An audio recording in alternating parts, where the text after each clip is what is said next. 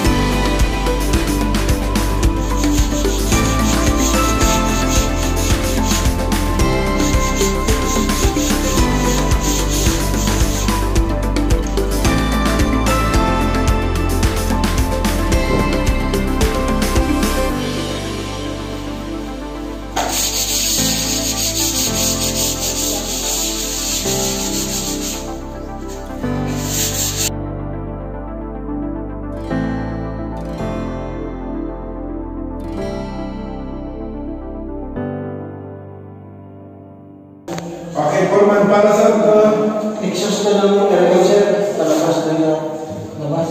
okay, para yung init niya ay pinalabas na sa isami. Sabi. So, yan po, yung purpose po